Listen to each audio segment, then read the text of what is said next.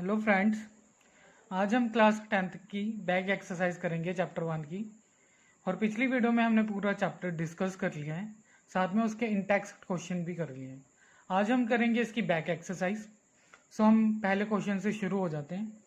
पहला, दूसरा और तीसरा क्वेश्चन एमसीक्यू है। तो पहले क्वेश्चन में कह रहे हैं कि ये रिएक्शन दिया हुआ है और इस रिएक्शन में से उन्होंने हर सब्सटेंस को पूछा है कि कौन ऑक्सीडाइज हो रहा है और कौन रेड्यूस हो रहा है। अगर आपको पता नहीं है कि ऑक्सीडेशन और रिडक्शन क्या होती है तो आप पिछली वीडियो से देख सकते हैं, और उसमें हमने इसके इंटेक्स्ट क्वेश्चन भी डिस्कस किए हैं पेज 13 के। आज हम डिस्कस कर रहे हैं क्वेश्चन पेज 14, 15 और 16 के बुक के चैप्टर 1 के केमिकल रिएक्शंस एंड इक्वेशन के।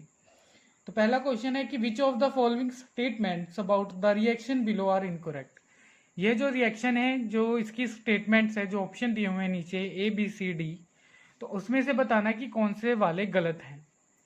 पहला ए ऑप्शन है कि लेड इज गेटिंग रेड्यूस्ड। कह रहे हैं कि लेड रेड्यूस हो रहा है। हमें पता है कि लेड रेड्यूस नहीं हो रहा। रेड्यूस कौन हो रहा है? Lead oxide. Lead oxide reduce होके क्या बना रहा है हमारे पास? लेड। तो ए तो गलत है हमारा। बी कह रहा है कि कार्बन डाइऑक्साइड थोड़ी ना गेटिंग ऑक्सीडाइज हो रही है। ऑक्सीडाइज कौन हो रहा है? कार्बन हो रहा है ऑक्सीडाइज। कार्बन ऑक्सीडाइज हो रहा है, ठीक है। तो बी ऑप्शन भी गलत है। अब सी भी चेक कर लेते हैं। सी में कह रहे हैं कि कार्बन इज गेटिंग ऑक्सीडाइज्ड। हाँ, ये सही है, क्योंकि कार्बन क्या हो रही है? ऑक्सीडाइज होके क्या बना रही है? कार्बन डाइऑक्साइड बना रही है। डी ऑप्शन कह रहा है कि lead oxide is getting reduced. Lead oxide is getting reduce. Lead oxide is getting reduce. हाँ, सही है। ये हमारा सी और डी सही है, पर हमें क्वेश्चन में पूछा है कि इनकरेक्ट वाले बताओ। तो इनकरेक्ट तो हमारे पास ए और बी आया है। तो इसमें जो इनकरेक्ट है वो पहला ऑप्शन है जिसमें ए एंड बी दिया हुआ है।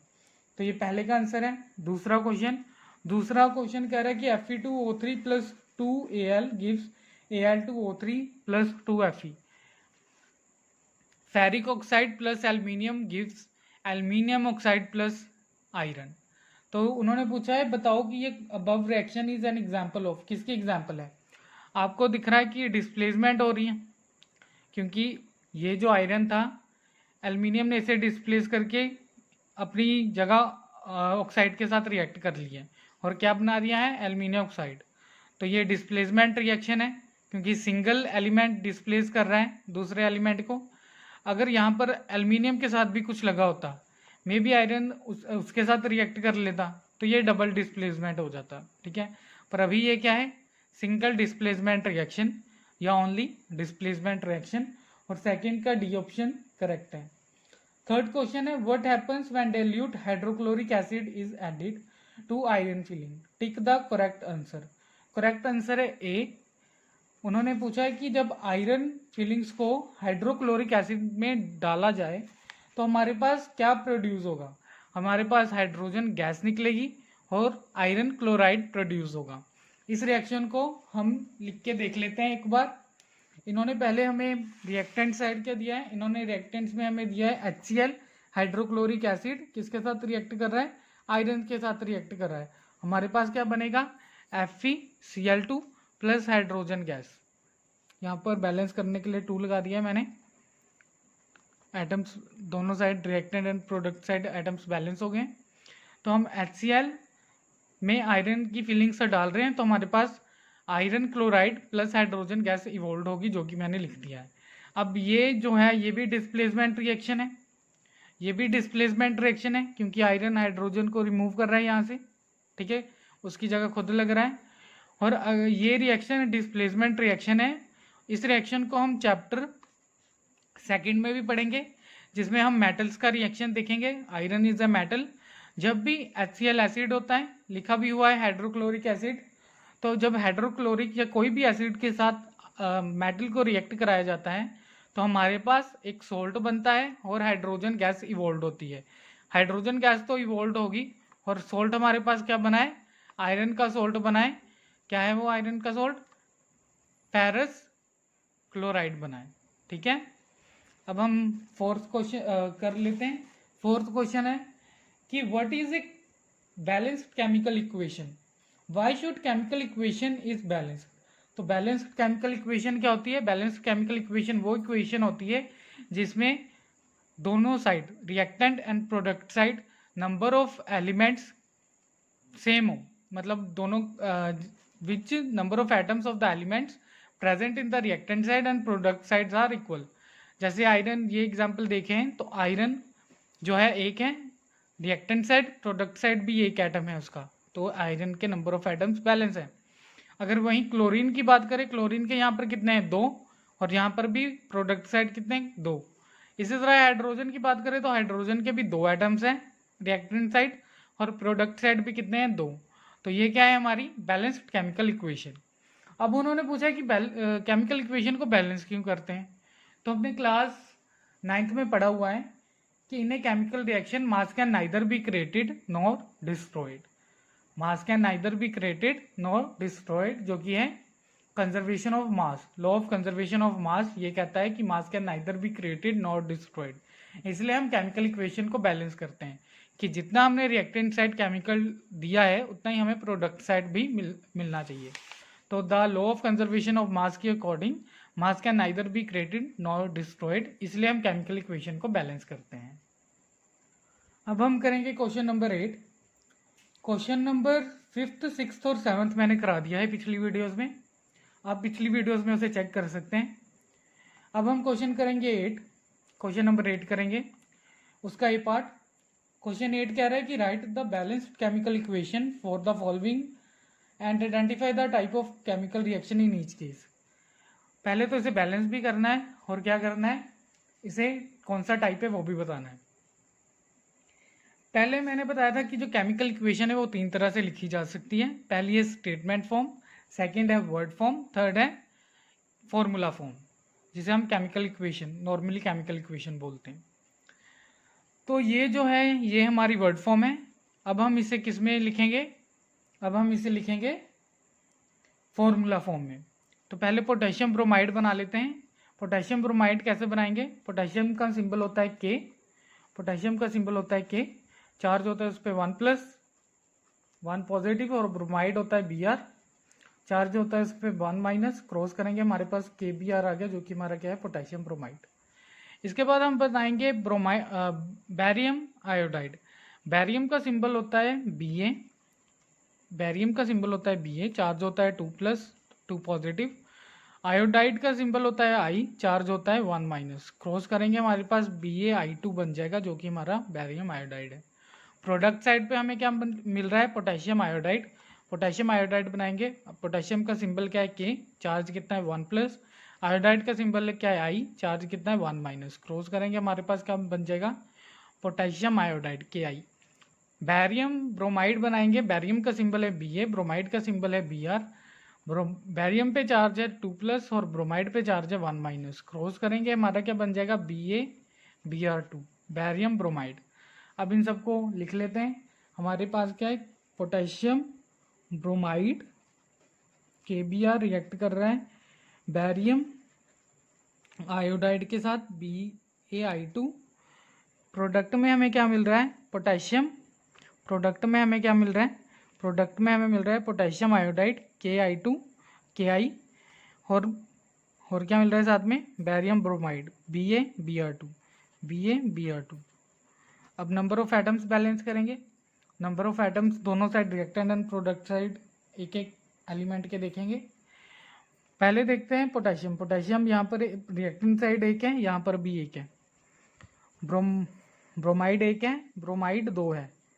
तो ब्रोमाइड को बैलेंस करने के लिए हम यहाँ पर 2 लगा देंगे। ब्रोमाइड तो बैलेंस हो गए, पोटेशियम अनबैलेंस्ड हो गया एटम्स। तो यहाँ पर हम अगर 2 लगा दें तो पोटेशियम भी बैलेंस हो जाएंगे। अब हम आयोडाइड बैलेंस है, 2 यहाँ पर है, 2 यहाँ पर है। बैरियम 1 है, बैरियम 1 है। तो ये हमारी बैलेंस केमिकल इक्वेशन है। अब इसका नाम भी बताना है। इसका नाम क्या है, आप देख रहे हो कि एक एलिमेंट दूसरे एलिमेंट को डिस्प्लेस कर रहा है, किसमें से, उनके सोल्यूशन में से। एक्वस है ना, मतलब पोटेशियम ब्रोमाइड के सोल्यूशन और बैरियम आयोडाइड का सोल्यूशन जब रिएक्ट करता है तो वो एक दूसरे के एलिमेंट्स को डिस्प्लेस करके न्यू प्रोडक्ट बना रहे हैं, जो कि हमारा है पोटेशियम आयोडाइड और बैरियम ब्रोमाइड। तो ये क्या है, डबल डिस्प्लेसमेंट रिएक्शन है, पढ़ा था हमने। तो ये डबल डिस्प्लेसमेंट रिएक्शन है, इस रिएक्शन का नाम क्या है? Double displacement reaction.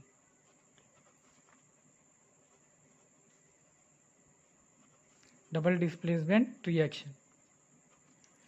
अब B part, zinc carbonate react कर रहे हैं।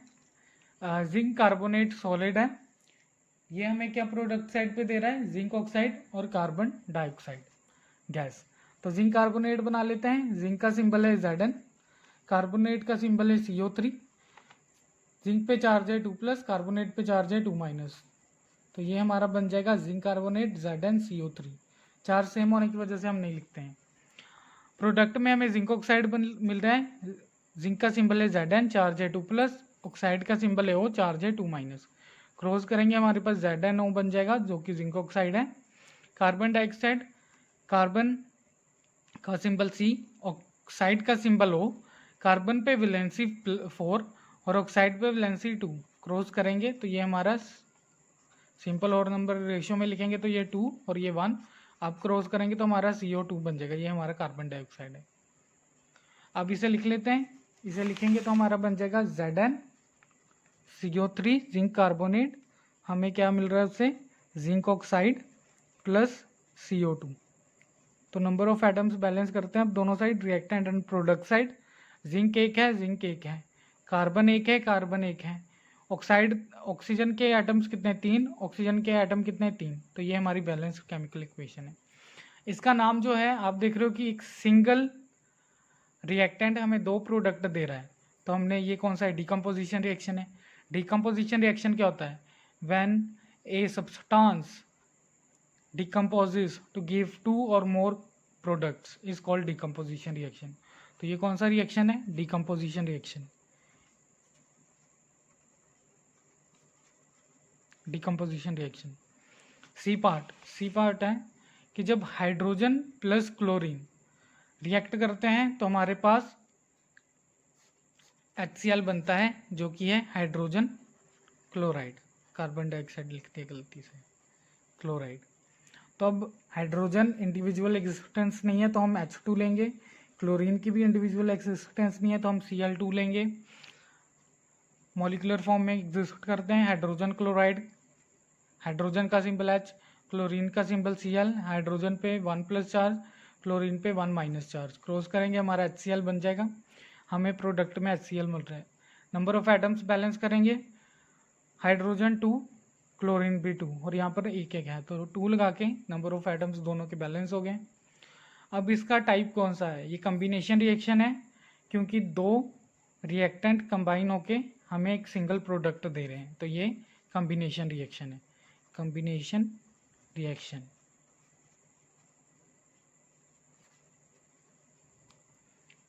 अब D part, magnesium plus hydrogen chloride हमें दे रहा है magnesium chloride plus hydrogen gas evolve हो रही है। तो मैग्नीशियम का सिंबल होता है Mg। हाइड्रोजन क्लोरिक एसिड जो होता है वो होता है हाइड्रोजन क्लोराइड ही हाइड्रोक्लोरिक एसिड होता है। तो हाइड्रोजन क्लोराइड का सिंबल क्या होता है? HCl।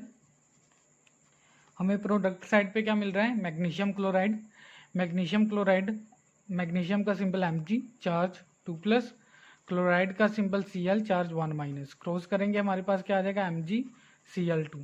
तो हमारे पास क्या बन रहा है? MgCl2 प्रोडक्ट साइड पे प्लस हाइड्रोजन गैस। अब नंबर ऑफ एटम्स बैलेंस करेंगे। Mg रिएक्टेंट साइड एक एटम, प्रोडक्ट साइड भी एक। हाइड्रोजन 2, हाइड्रोजन एक है रिएक्टेंट साइड और 2 है प्रोडक्ट साइड। क्लोरीन भी 2 है प्रोडक्ट साइड और 1 है रिएक्टेंट साइड। तो यहाँ पर हम 2 लगा के बैलेंस कर देते हैं। अब ये कौन सा रिएक्शन है? Mg + 2HCl gives MgCl2 + H2O। तो ये जो हमारा है ये हमारा फिर से कौन सा रिएक्शन आ गया? ये हमारा है डिस्प्लेसमेंट रिएक्शन। ये हमारा कौन सा है? डिस्प्लेसमेंट रिएक्शन, क्योंकि हाइड्रोक्लोरिक एसिड में से उसे H को रिमूव करके मैग्नीशियम लग रहा है।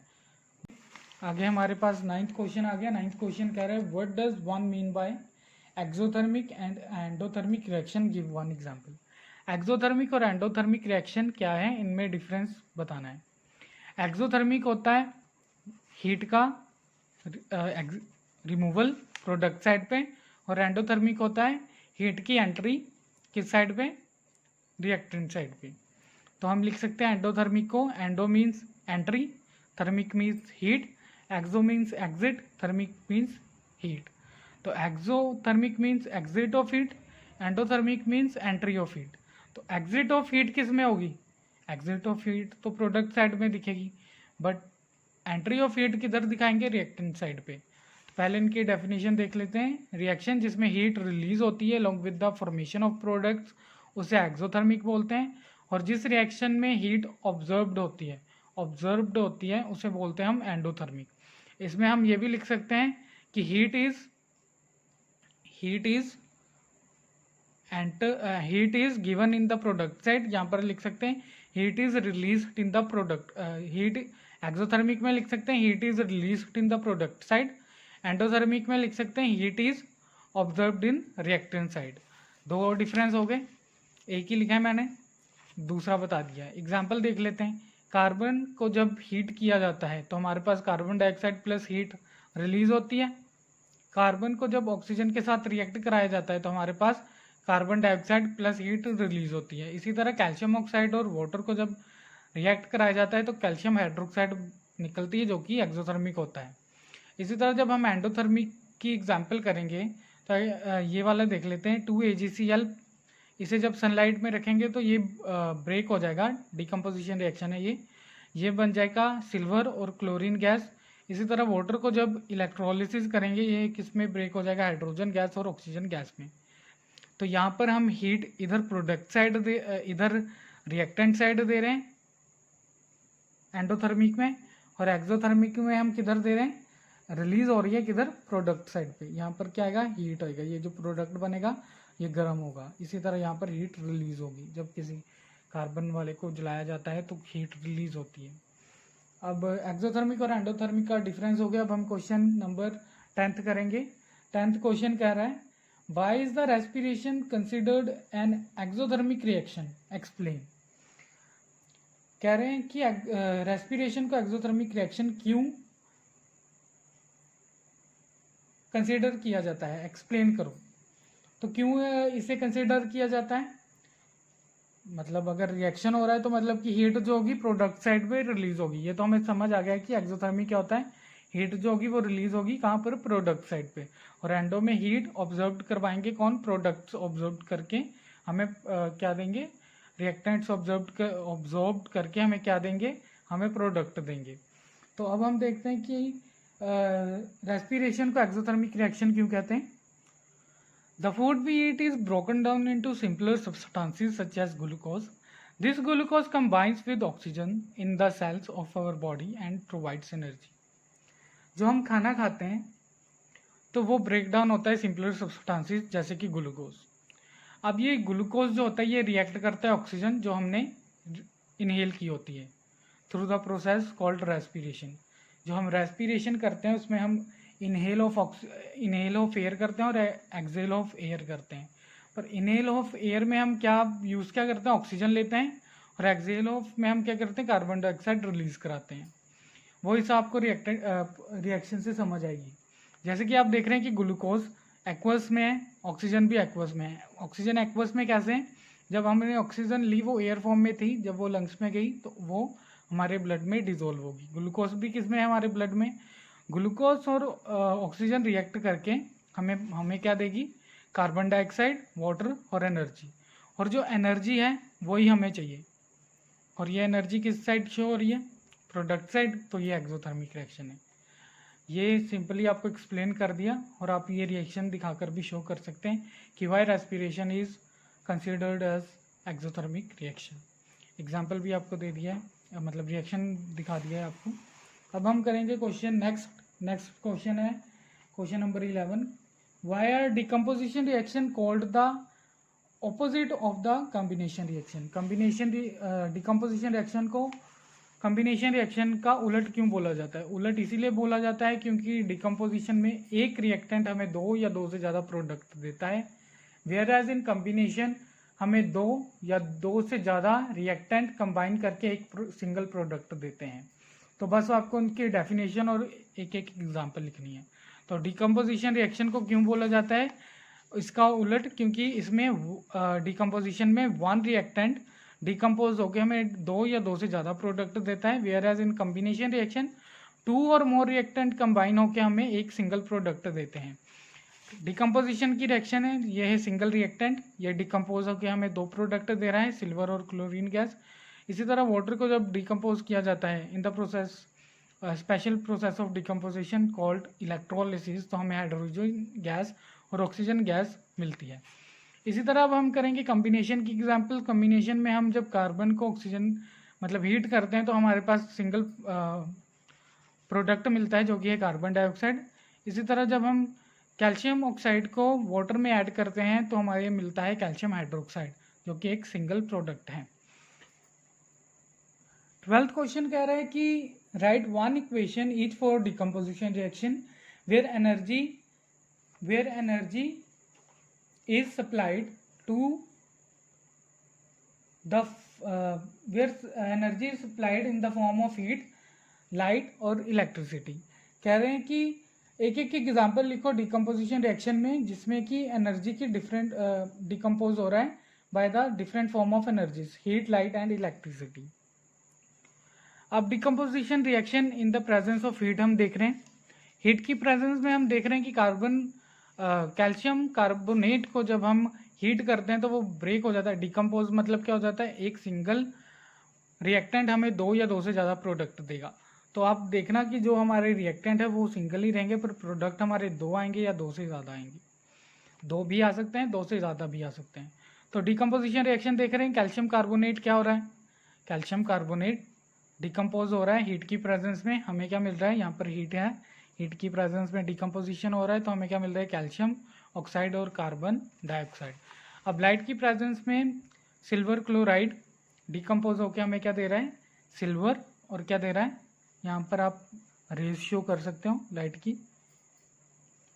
डिकम्पोज होकर हमें क्या दे रहा है, सिल्वर प्लस क्लोरीन गैस। इसी तरह इलेक्ट्रिसिटी की प्रेजेंस में जब वाटर को हम डिकम्पोज करने की कोशिश करते हैं तो उसे हम इलेक्ट्रोलिसिस ऑफ वाटर बोलते हैं। इलेक्ट्रोलिसिस ऑफ वाटर कर रहे हैं हम, जो कि हमें 2 प्रोडक्ट्स देगा, एक होगा हाइड्रोजन गैस और दूसरा होगा ऑक्सीजन गैस। तो ये था 12th क्वेश्चन। अब 13th क्वेश्चन कह रहा है what is the difference between displacement and double displacement reaction, right equation for this reactions. Displacement और डबल डिस्प्लेसमेंट रिएक्शन में डेफिनेशंस लिखनी है और उनकी एक एक एग्जांपल बतानी है। डिस्प्लेसमेंट रिएक्शन है, there is in displacement reaction there is displacement of one element from its solution by another element, और whereas in double displacement reaction there is mutual exchange of ions between the reactants. तो पहले displacement की reaction देख लेते हैं। जब iron को copper sulphate solution में डाला जाता है तो हमारे पास आयरन सल्फेट प्लस कॉपर मिलता है हमें। ये हमारी बुक की एग्जांपल है, ठीक है। अगर आप ये बैक एक्सरसाइज के क्वेश्चन देख रहे हो तो आप देख रहे हो कि ये पूरा आपका चैप्टर कवर हो रहा है। आप बैलेंसिंग भी देख रहे हो, आपको ये भी पता लग रहा है कि हम केमिकल इक्वेशन को बैलेंस क्यों करते हैं। हमने देखा कि रेस्पिरेशन को एक्सोथर्मिक प्रोसेस क्यों बोलते हैं, difference between exothermic and endothermic process reaction. फिर हम देख रहे हैं कि कम्बिनेशन और डिकम्पोजिशन एक दूसरे के उलट क्यों है, डिस्प्लेसमेंट और डबल डिस्प्लेसमेंट क्या है। आगे भी और क्वेश्चन देखेंगे तो पूरी तरह आपका ये एक तरह चैप्टर की समरी चल रही है, आप इसे रिवाइज कर सकते हो क्वेश्चंस के थ्रू। तो ये पूरी आपकी जो बैक एक्सरसाइज है एक तरह से समरी का काम कर रही है। तो डिस्प्लेसमेंट रिएक्शन के अब एग्जांपल देख लेते हैं। हम देख रहे हैं कि आयरन कॉपर सल्फेट के साथ रिएक्ट करके हमारे पास सिंगल, ये क्या है, एक्वस में है और ये सॉलिड स्टेट में है। तो एक एलिमेंट जब दूसरे एलिमेंट को उसके एक्वस मतलब उसके सोल्यूशन में से रिमूव कराता है तो उसे बोलते हैं डिस्प्लेसमेंट रिएक्शन। तो ये यहाँ पर आके लग जाएगा, इसे डिस्प्लेस कर देगा और खुद बन जाएगा आयरन सल्फेट और कॉपर डिस्प्लेस हो जाएगा। अब जो है डबल डिस्प्लेसमेंट रिएक्शन, उसमें म्यूचुअल एक्सचेंज ऑफ आयंस होता है। आपको पता है ये पॉजिटिव है, ये नेगेटिव है, ये पॉजिटिव है, ये नेगेटिव है। तो ये क्या होगा, आप देख रहे हो कि म्यूचुअल एक्सचेंज ऑफ आयंस हो रहा है। जो कैटायन है वो एनायन के पास जा रहा है और जो एनायन है वो कैटायन के पास जा रहा है। तो ये प्लस माइनस। आप देख रहे हो कि सोडियम प्लस का था, पहले वो नेगेटिव SO4 के साथ लगा हुआ था जिसका नेगेटिव चार्ज है। अब अगर हम देखें तो अब वो पॉजिटिव तो है ही, पर अब वो कौन से नेगेटिव चार्ज के साथ लगा हुआ है, क्लोरीन के साथ। इसी तरह बैरियम का देखें तो बैरियम जो लगा हुआ है पॉजिटिव चार्ज क्लोरीन के साथ नेगेटिव चार्ज उसका है, बॉन्ड बनाया हुआ है उसने। अब उसके बाद जब हम प्रोडक्ट साइड पे देखते हैं तो बैरियम पॉजिटिव तो है पर अब उसके साथ नेगेटिव क्लोरीन आयन नहीं लगा हुआ, अब उसके साथ कौन है, सल्फेट। तो ये म्यूचुअल एक्सचेंज ऑफ आयंस हो रहा है, तो इसे हम डबल डिस्प्लेसमेंट रिएक्शन कहते हैं। अब हम देखेंगे 14th question, again very important question. Question कह रहा है in the refining of silver the recovery of silver from silver nitrate solution involve displacement bye copper metal, write down the reaction involve, write down the reaction involve. क्या कह रहे हैं, कह रहे हैं कि सिल्वर की क्या हो रही है, रिकवरी। सिल्वर हमें क्या मिल रहा है, सिल्वर हमें मिल रहा है मतलब प्रोडक्ट साइड पे सिल्वर आएगा। किससे मिल रहा है हमें रिएक्टेंट क्या दिया हुआ है, सिल्वर नाइट्रेट। सिल्वर नाइट्रेट की जब हम क्या कर रहे हैं, उसकी हम क्या कर रहे हैं, सिल्वर नाइट्रेट से हम किसकी रिकवरी करा रहे हैं, सिल्वर की। सिल्वर नाइट्रेट की जब रिफाइनिंग करते हैं यूजिंग कॉपर तो हमें सिल्वर मिल रहा है। तो कह रहे रिएक्शन लिखो, तो हमारे रिएक्टेंट साइड पे क्या है, सिल्वर नाइट्रेट और कॉपर, ये रिएक्ट करके हमारे पास क्या बना रहे हैं, सिल्वर, और क्या बनाएंगे, copper nitrate.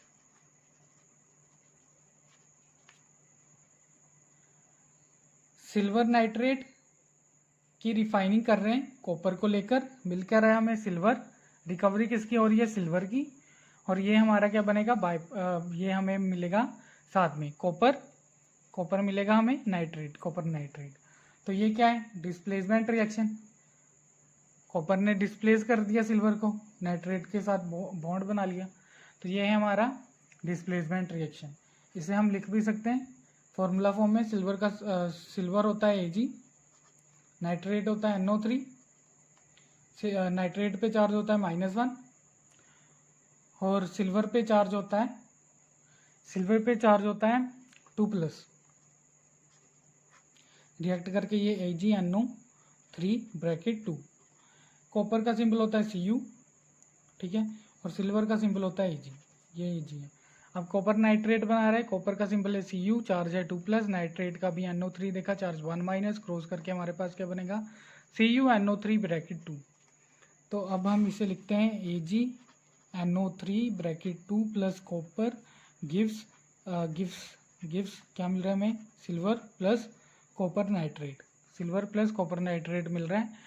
Number of atoms दोनों साइड बैलेंस करने, सिल्वर हमारा 1 है, सिल्वर हमारा 1 है दोनों साइड, नाइट्रेट हमारे 2 हैं, नाइट्रेट हमारे 2 हैं, कॉपर हमारा 1 है, कॉपर हमारा 1 है। तो ये हमारी बैलेंस केमिकल इक्वेशन है और इस रिएक्शन का नाम क्या है, displacement reaction, displacement reaction.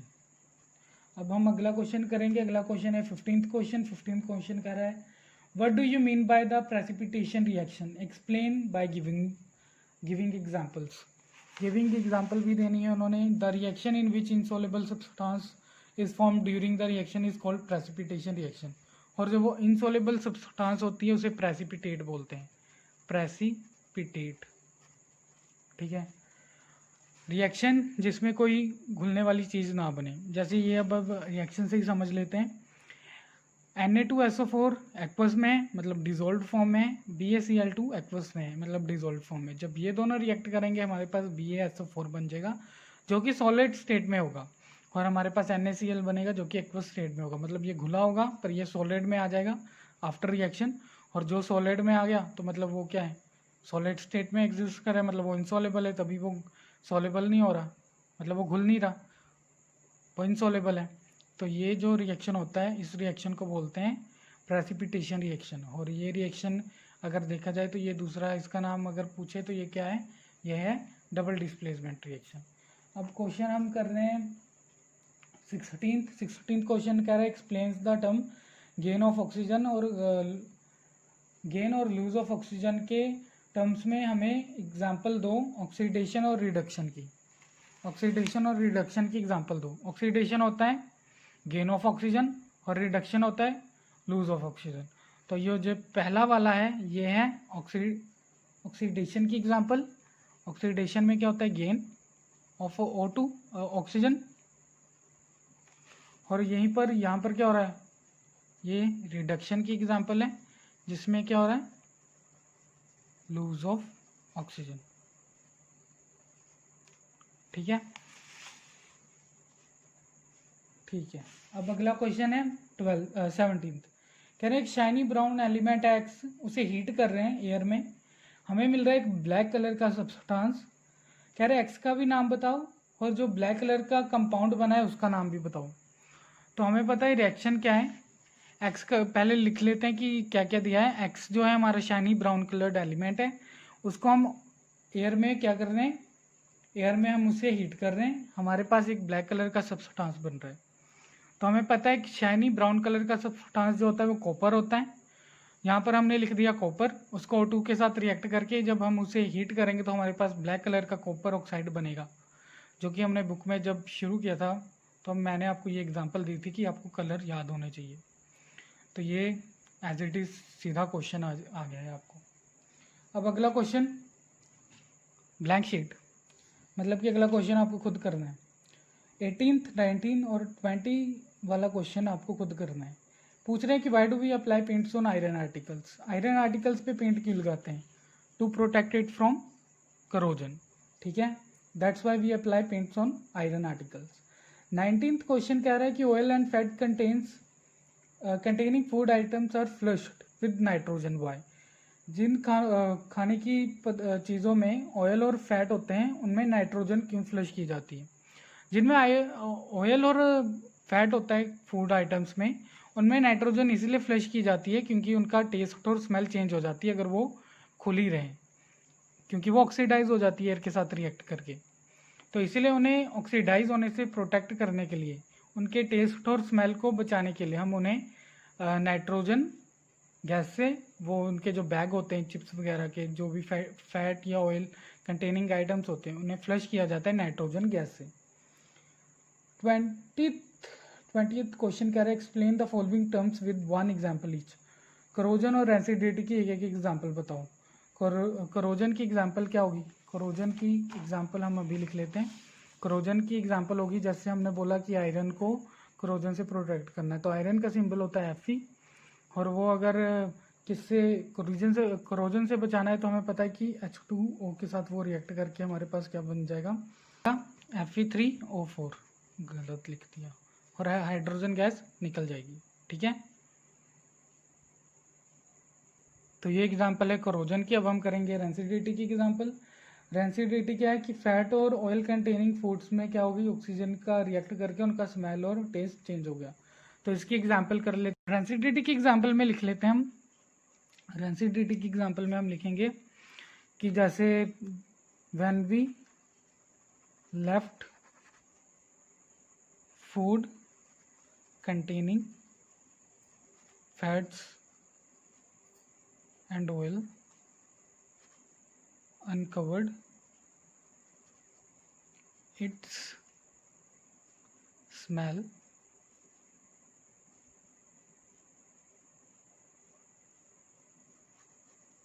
and taste changes।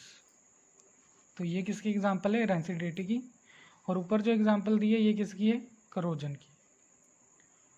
आशा करता हूँ इतना समझ आ गया होगा आपको। हमने पूरा पहला chapter with in-text and back exercise complete कर लिया है। अब हम शुरू करेंगे मैथ का क्लास 10th का first chapter, real numbers. Thank you for watching this video. Like my video, subscribe my channel and share the video. Thank you.